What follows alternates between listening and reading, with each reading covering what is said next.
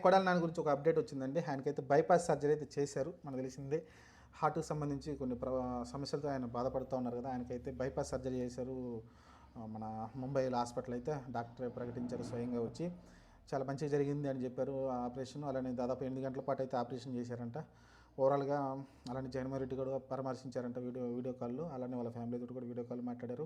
ఓవరాల్‌గా చూసుకుంటే మన హైదరాబాద్లో మనం జాయిన్ అయినప్పుడు మనం మాట్లాడుకున్నాం. అది గ్యాస్‌తో వచ్చిన స్ట్రోక్ అని మనం మాట్లాడుకున్నాం. ఆ తర్వాత ఆయన మళ్ళీ కొన్ని పరీక్షలు చేయించుకొని ఖచ్చితంగా బైపాస్ సర్జరీ చేసుకుంటే బాగుంటుంది ఫ్యూచర్‌లో అని హైదరాబాద్ కాకుండా హైదరాబాద్ నుంచి ముంబై వెళ్ళారు. ముంబైలో అయితే ఆయన అయితే బైపాస్ సర్జరీ చేసుకున్నారు. ప్రస్తుతానికి అయితే ఆయన ఆరోగ్య పరిస్థితి నిలకడగా ఉందంట.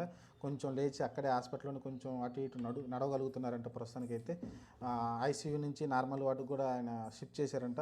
ప్రస్తుతానికి బాగానే ఉన్నారు. చూద్దాం మరి ప్రస్తుతం అయితే ఆయన కోలుకొని బయటికి రావాలని కోరుకుందాం. ఆరోగ్యంగా బయటకు రావాలని కోరుకుందాం.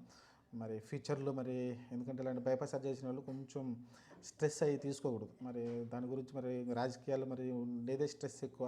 మరి రాజకీయాలు మరి ఇలాంటి ఇంతకుముందులాగా దూకుడుగా ఉంటాడా, లేకుంటే కొంచెం తగ్గించుకొని కొంచెం రిలాక్స్గా ఉంటాడనేది చూద్దాం. ప్రస్తుతానికైతే ఆయన బైపాస్ సర్జరీ అనేది సక్సెస్ అయింది. ఆయన ఆరోగ్యంగా ఉన్నారు. ప్రస్తుతం నిలకడగా కొంచెం నడవగలుగుతున్నారంట హాస్పిటల్లో. కొన్ని నాలుగు తర్వాత ఆయన మళ్ళీ ఆంధ్రప్రదేశ్కి వస్తారు.